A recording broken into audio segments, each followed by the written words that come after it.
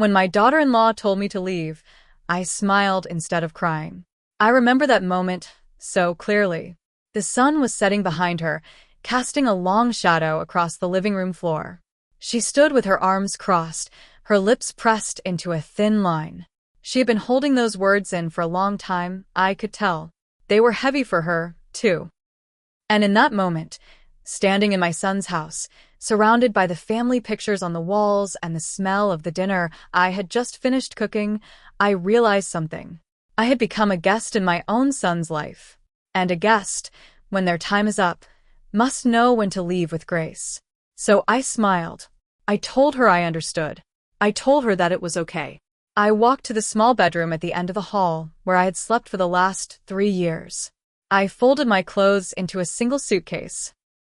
I packed away the framed photograph of my late husband, the one I had placed on the nightstand the day I moved in. I looked around that room, my room, and I saw that nothing else belonged to me. I had tried so hard to belong. But belonging is not something you can force. It is something you are given. And I had worn out my welcome without even realizing it. I called a taxi that night. My son, Michael, stood in the doorway of the kitchen. He didn't stop me. He didn't say, "Mom, please stay." He just stood there, wiping his hands on a dish towel, his eyes fixed on the floor. He looked like a little boy again, caught between something he wanted and something he was too afraid to lose. I kissed him on the cheek. I told him I loved him. And then I walked out into the cool evening air, got into the taxi, and gave the driver the address of a small apartment I had seen for rent across town. I did not cry. Not then. I saved my tears for later, in the quiet of the empty apartment, when the walls were bare and the only sound was the hum of the refrigerator to understand why I smiled when my daughter-in-law asked me to leave. You have to understand who I was before I became a grandmother, before I became a widow, before I became the woman who overstayed her welcome. My name is Eleanor. I am 68 years old now, though sometimes I feel much older, and sometimes I feel like I am still that young mother chasing after a toddler in the park. Michael was my only child. My husband, Thomas, and I tried for many years to have a baby, and when Michael finally came, he was our miracle. Thomas used to say that Michael came with a light inside him, that he was born smiling and never stopped. I stayed home with him. I was that mother who made homemade applesauce, who sewed Halloween costumes, who sat on the edge of his bed every single night and told him stories until his eyelids grew heavy. Thomas worked long hours, so it was just Michael and me for most of the day. We had our routines. We had our language. I knew the sound of his footsteps on the stairs. I knew when he was sad before he even said a word. That is what it means to be a mother, I think. You spend so many years learning the shape of another person's soul that it becomes a part of your own. And when that person grows up and builds a life of their own, you're left with the shape of who they used to be, and you have to learn how to let that shape go. I did not know how to let go. When Michael was 18, he left for college. I remember standing in the doorway of our house, watching his car disappear down the street. Thomas stood beside me, his arm around my shoulders. "He'll be back," Thomas said. But I knew it was not the same. He would come back, but he would not be mine in the same way. He would be a visitor. He would be someone who belonged somewhere else. And that was how it should be. I knew that. A mother raises her child to leave. That is the job. If you do it right, they do not need you anymore. But knowing something in your head and accepting it in your heart are two very different things. Thomas passed away when Michael was 25. It was sudden. A heart attack in the garden, right there among the tomatoes he had been so proud of. Michael came home for the funeral. He stayed for 2 weeks. He held my hand at the grocery store. He slept in his old bedroom. And when he left again, I felt like I was losing 2 people at once. After that, the house felt too big, too quiet. I would find myself standing in the kitchen, cooking enough food for 3 people, and then I would remember that there was only me. I would set the table with 3 plates out of habit, and then I would have to put 2 away. I started calling Michael more often, just to hear his voice, just to know he was there. At first, he was patient. He would talk to me while he made dinner, while he walked to his car, while he sat on his couch watching television. But over time, I could hear it in his voice, the distraction, the hurry. the gentle but firm distance. Mom, I'll call you tomorrow, okay? Mom, I'm in the middle of something. Mom, please. I'll talk to you later. I did not want to be a burden. I tried to give him space. I joined a book club. I started volunteering at the church. I tried to fill my days with things that were not just waiting for his phone calls. But there was always a part of me that was waiting. When Michael met Sarah, I was happy for him. Truly. She was beautiful and smart. She had a confidence about her that I admired. She walked into a room, and people noticed. She laughed easily, and when she looked at Michael, I could see the love in her eyes. That is all a mother wants, in the end, to see her child loved. They got married in the spring. It was a lovely ceremony. I wore a soft blue dress, the one Thomas had always liked. I sat in the front row, and when Michael looked at me during the vows, he smiled, and for a moment, he was my little boy again, standing in the backyard with a plastic ring, pretending to marry the girl next door. I tried very hard to be a good mother-in-law. I did not want to be the kind of woman you hear about in stories, the one who interferes, the one who makes her daughter-in-law feel like an outsider. I wanted Sarah to see me as family. I wanted her to feel comfortable coming to me, the way I had felt with my own mother-in-law, who was a kind woman who never once made me feel like I was taking her son away. But Sarah was different. She was private. She liked things a certain way. And I think looking back now, I was so eager to be included that I did not realize I was intruding. When they bought their first house, I offered to help paint. I showed up with brushes and drop cloths, excited to be part of it. But Sarah had already chosen the colors. She had already planned the rooms. I could see her face when I walked in. The surprise, the quick glance at Michael, the forced smile. Oh, Eleanor, you didn't have to do that. I wanted to help. I'm good with a roller. That's so sweet. But we've got it handled. Really. I stayed anyway. I tried to be useful. I made sandwiches. I cleaned the brushes. I offered suggestions about the furniture placement. And each time I spoke, I saw Sarah's shoulders tighten just a little more. Michael did not say anything. He just painted, keeping his head down, staying out of it. That was his way. He did not like conflict. He had learned from watching Thomas and me that silence was easier than argument. We had never been a family that raised our voices. We smoothed things over. We let things go. We smiled and pretended everything was fine. And everything was fine. For a while. When the babies came, I was overjoyed. 2 grandchildren, one after the other. Little Thomas, named after his grandfather, and then sweet Amelia, with her mother's dark curls and her father's patient eyes. I wanted to be there for everything.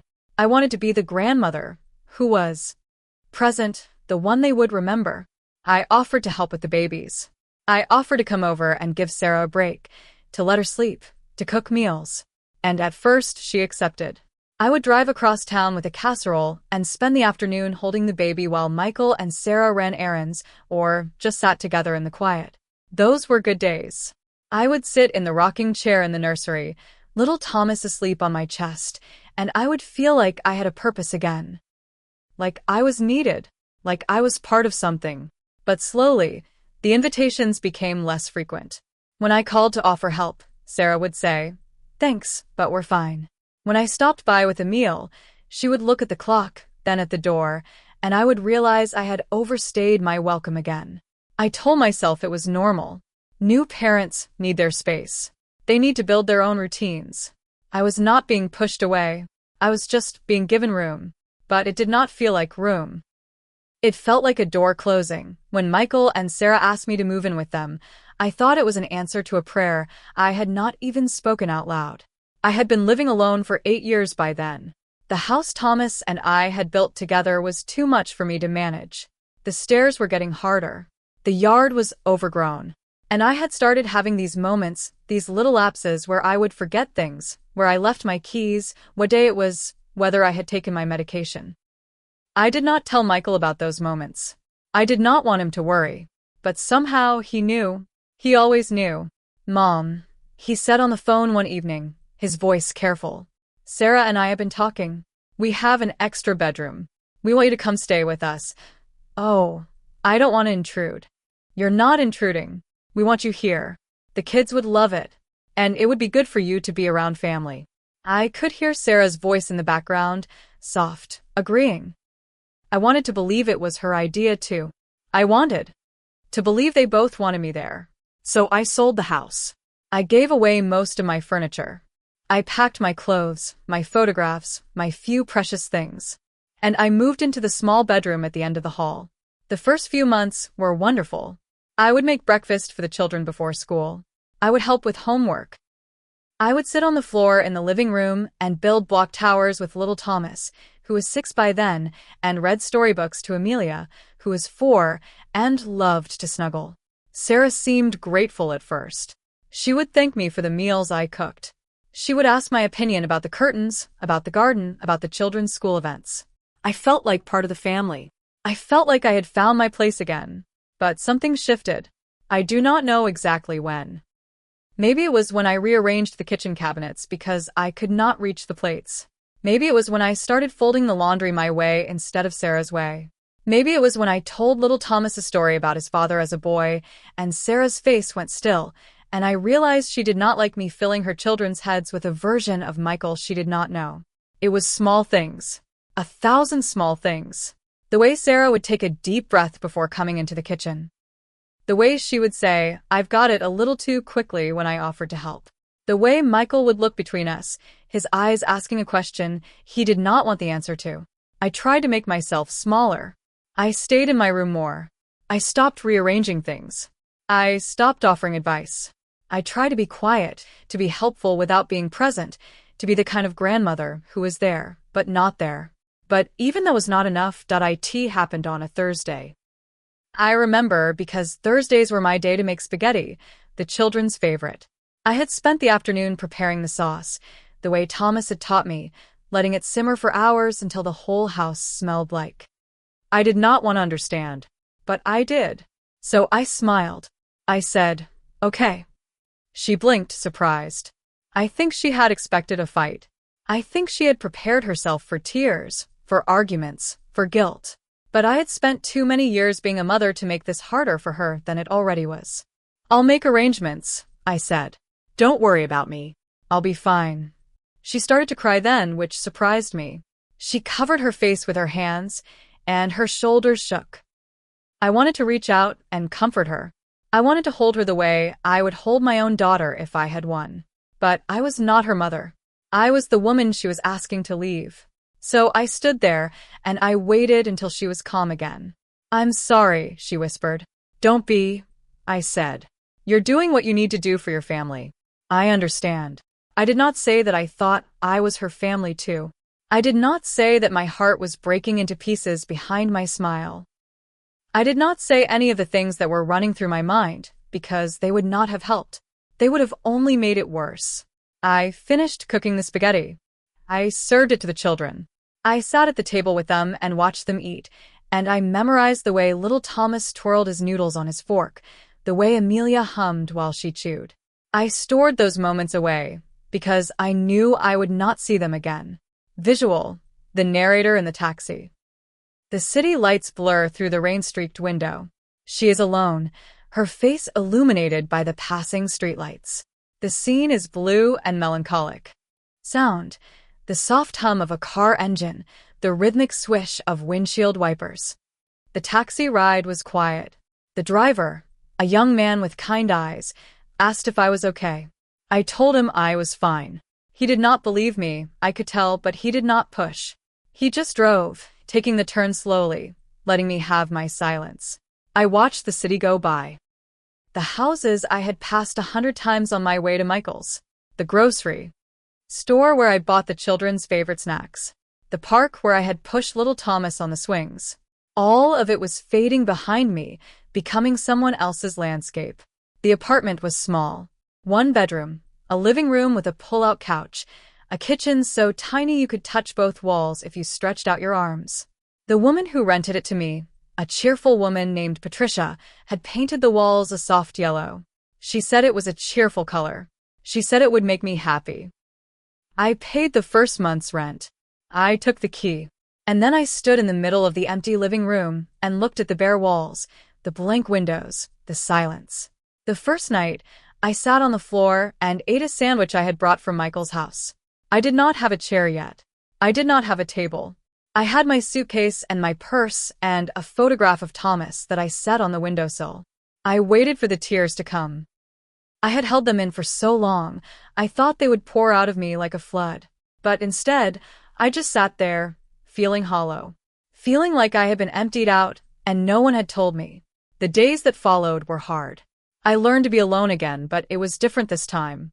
Before, when Thomas was alive, I had been alone in a house that was full of his presence. After he died, I had been alone in a house that was full of memories.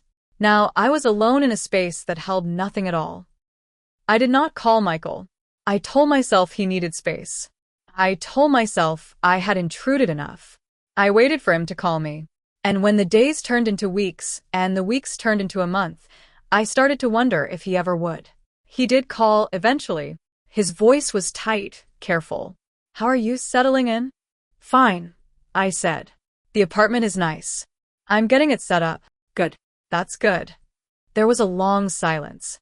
I could hear the children in the background, laughing, playing. I closed my eyes and let the sound wash over me. "Mom," he said, and his voice Cracked. "I'm sorry." "Don't be," I said. "You have your family. That's what matters." "But you're my family too." I wanted to say, "Then why did you let me leave?" But I did not. I did not want to make him choose between me and his wife. I had already done enough damage. "I know," I said. "And I'll always be here. Whenever you need me." He did not know how to respond to that. He never did. So we said goodbye, and I hung up the phone, and I sat in my quiet apartment and listened to the silence that I learned to fill my days. I had to. The silence was too loud otherwise. I joined a senior center a few blocks from my apartment. It was a small place, a converted storefront with folding chairs and a coffee maker that never worked quite right. But the people there were kind. They did not ask too many questions. They were all carrying their own stories, their own silences. I met a woman named Ruth who had lost her husband the same year I lost Thomas. She was a talker, Ruth. She filled the silence with stories about her grandchildren, her garden, the novels she read. I was grateful for her. She did not expect me to say much. She just wanted someone to listen, and I was good at that. I had been listening to people my whole life. I started walking in the mornings. There was a park nearby, a small one with a pond and a bench under an oak tree. I would walk the path 3 times, slowly, feeling the sun on my face, watching the ducks on the water. Then I would sit on the bench and just be still. It was on that bench that I started to think about my mother. She had died when I was in my 40s, before Michael was married, before Thomas was gone.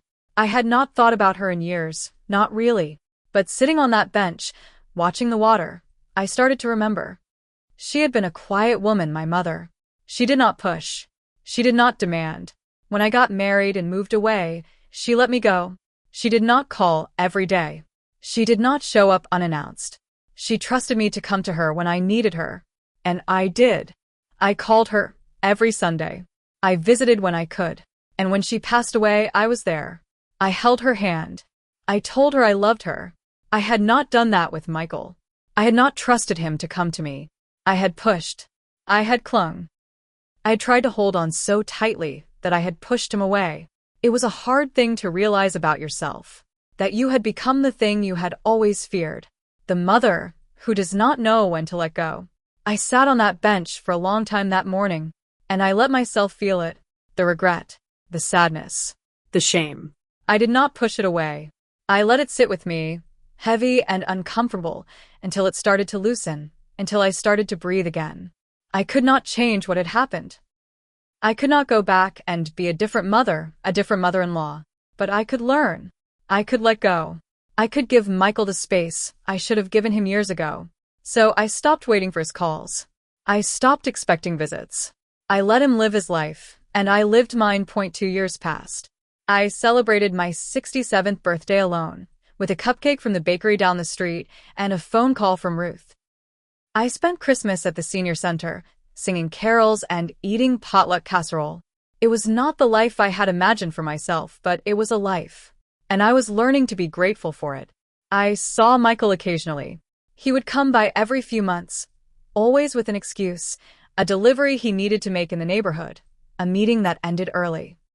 He would sit on my small couch and look around at my things, my books, my photographs, and he would have this expression on his face, like he was seeing me for the first time. "You've made this place nice," he said once. "It's home," I said. He nodded, getting me there in 10 minutes. I paid him and hurried through the emergency room doors, past the nurse's station, down the hallway where I could see Michael standing outside a room, his face pale, his hands shaking. He looked like a little boy again. Lost. Scared. Needing his mother. I walked up to him and took his hands. They were cold. "What do they know?" I asked. She fell from the top of the stairs. "They think she hit her head. They're doing a CT scan. They said there might be." They don't know yet. His voice broke on the last word. I pulled him into my arms, the way I had done when he was small, when he had fallen off his bike or lost a game or been scared of the dark. He did not pull away. He leaned into me, his shoulders shaking, and I held him. "She's going to be okay," I said. I did not know if it was true, but it was what he needed to hear. We waited for hours. The children were with Sarah's sister, who had picked them up from school. Michael called her every 30 minutes, checking in, making sure they were okay. I sat beside him in the hard plastic chairs, holding his hand, not saying much. There was nothing to say. When the doctor finally came out, Michael stood up so fast he almost fell. I stood beside him. "The scan came back clean," the doctor said. "No bleeding in the brain. But she has a concussion and a fractured wrist. We want to keep her overnight for observation." Michael let out a breath, a long, shaking exhale. I felt my own shoulders relax. "Can I see her?" he asked. "She's resting, but yes. Just for a few minutes." He looked at me. "Mom." "Go," I said. "I'll be right here." He walked into the room, and I sat back down in the chair. I closed my eyes. I said a prayer of thanks, the first real prayer I had said in a long time. Michael came out after a few minutes. His eyes were red, but he was calmer now. "She's asking for you," he said. I was surprised. "For me?" "She wants to see you." I walked into the room. Sarah was getting me there in 10 minutes. I paid him and hurried through the emergency room doors, past the nurse's station, down the hallway where I could see Michael standing outside a room, his face pale, his hands shaking. He looked like a little boy again. Lost. Scared. Needing his mother. I walked up to him and took his hands. They were cold. "What do they know?" I asked. She fell from the top of the stairs. "They think she hit her head. They're doing a CT scan. They said there might be." They don't know yet. His voice broke on the last word. I pulled him into my arms, the way I had done when he was small, when he had fallen off his bike or lost a game or been scared of the dark. He did not pull away. He leaned into me, his shoulders shaking, and I held him. "She's going to be okay," I said. I did not know if it was true, but it was what he needed to hear. We waited for hours. The children were with Sarah's sister, who had picked them up from school. Michael called her every 30 minutes, checking in, making sure they were okay. I sat beside him in the hard plastic chairs, holding his hand, not saying much. There was nothing to say. When the doctor finally came out, Michael stood up so fast he almost fell. I stood beside him. "The scan came back clean," the doctor said. "No bleeding in the brain. But she has a concussion and a fractured wrist. We want to keep her overnight for observation." Michael let out a breath, a long, shaking exhale. I felt my own shoulders relax. "Can I see her?" he asked. "She's resting, but yes. Just for a few minutes." He looked at me. "Mom." "Go," I said. "I'll be right here." He walked into the room, and I sat back down in the chair. I closed my eyes. I said a prayer of thanks, the first real prayer I had said in a long time. Michael came out after a few minutes. His eyes were red, but he was calmer now. "She's asking for you," he said. I was surprised. "For me?" "She wants to see you." I walked into the room. Sarah was lying in the bed, her face pale, a bandage on her forehead. She looked smaller than I remembered, softer. Her eyes were open, watching me as I came in. "Eleanor," she said. Her voice was hoarse. "I'm here," I said. I stood beside the bed, not sure if I should sit, not sure if I was welcome. She reached out with her good hand, the one that was not bandaged, and took my hand. Her fingers were cold, but her grip was strong. "I'm sorry," she said. "For what?" "For asking you to leave." I shook my head. "You did what you needed to do." I understood. "No," she said. "No, you didn't. You smiled and you left, and you never made me feel guilty. You never fought. You never made Michael choose. You left. And I've been living with that guilt ever since." I did not know what to say. I had spent so long trying not to be a burden, trying to be gracious, trying to let go. I had not realized that my grace had become its own kind of weight. "I thought you hated me," Sarah whispered. "I thought you would never forgive me." I sat down in the chair beside her bed. I held her hand with both of mine. "I never hated you," I said. "I was sad. I was lonely. But I never hated you. You were doing what you needed to do for your family. I could not fault you for that." Tears rolled down her cheeks. "I was so scared of losing Michael to you that I pushed you away. And in the end, I almost lost him anyway because he couldn't forgive me for what I did to you." I looked at her, and I saw it then. The same fear I had carried. The same need to hold on. She was not my enemy. She was me, just younger, just in a different place. "You didn't lose him," I said. "He loves you. He has always loved you." She closed her eyes. "I want you to come back. Not to live with us, but to be part of us. I want the children to know you. I want to know you. I want to stop pretending that you're not family." I felt the tears coming then, the ones I had held back for 2 years. They came quietly, slipping down my cheeks, warm and soft. "I would like that," I said. Sarah healed. The wrist took time, and the concussion left her with headaches for weeks. But she healed. And something else healed too. Something none of us had words for. I started coming to the house again. Once a week at first, then twice. I would help with the children after school. I would make dinner on the nights when Sarah was tired. But this time, I did not rearrange the cabinets. I did not fold the laundry my way. I asked before I did things. I gave her space even when I was there. And she started to give me space too. She would ask about my mother, about Thomas, about Michael as a boy. She would listen, really listen, and I could see her starting to understand that I was not trying to take her place. I was just trying to share the place that was already there. One afternoon, I was in the kitchen with Sarah, showing her how to make Thomas's spaghetti sauce. She stood beside me at the stove, chopping onions, her movements slow and careful. Little Thomas and Amelia were at the table, doing homework, arguing about a math problem. Michael came in from work. He stood in the doorway, watching us. I saw his face in the reflection of the window. The surprise, the relief, the quiet joy. "Smells good," he said. "Grandma's teaching me her sauce," Sarah said. She looked at me and smiled. Not a forced smile, a real one. I smiled back. That night, we ate together at the big table. All of us. The sauce was good, if I do say so myself. The children ate 2 helpings each. Sarah and Michael held hands under the table. And I sat at the end, watching them, feeling something I had not felt in a very long time. I felt like I belonged. Not because I was in their house. Not because I was cooking their food or helping with their children.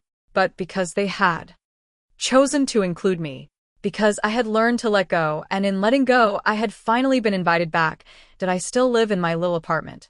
It is mine now.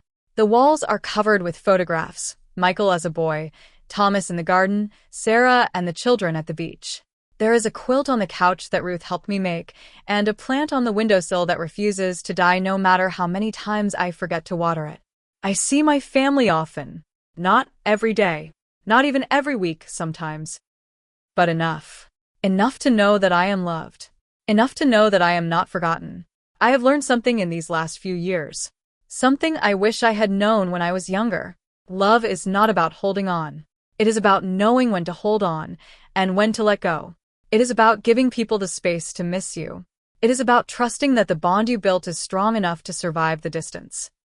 I was so afraid of being left behind that I forgot that the people who love you do not leave because you give them room. They come back because you gave them room. Sarah and I have a good relationship now. We talk on the phone. She asks my advice about the children. She calls me mom sometimes, and when she does, it sounds natural. It sounds like she means it. Last week, she brought the children to my apartment. We baked cookies in my tiny kitchen, all four of us crowded together, laughing when we ran out of counter space. Little Thomas, who is almost 10 now, told me about the science project he was working on. Amelia, who is 8, showed me the dance she had learned at school. And Michael sat on my couch, looking around at my things, at my photographs, at the life I had built for myself. He had that expression on his face again, the one I had seen before. But this time, it was different. This time, it was not guilt I saw. It was pride. "You did good, Mom," he said. "You made this place a home." I looked at the small room, the yellow walls, the photographs, the quilt, the plant. I thought about the night I had arrived with nothing but a suitcase and a photograph. I thought about the empty silence, the hollow feeling, the long days of learning to be alone. "Yes," I said. "I did. I come to this bench often now. It is my place." I watch the seasons change, the leaves turning, the pond freezing, the first buds of spring. I watch the families walk by, the mothers with their strollers, the fathers tossing balls to their children. I watch and I remember. I remember being that young mother, holding Michael in my arms, believing that I would always be the center of his world. I remember the first time he walked away from me, his hand in his father's, looking back with a smile. I remember the first time he left home, the empty room, the silence that followed. I remember the years I tried to hold on, the phone calls, the visits, the small intrusions that I thought were love, but were really fear. And I remember the night I let go, the taxi ride, the empty apartment, the slow, painful work of building a life for myself that did not depend on being needed. I learned to be alone. And in being alone, I learned to be whole.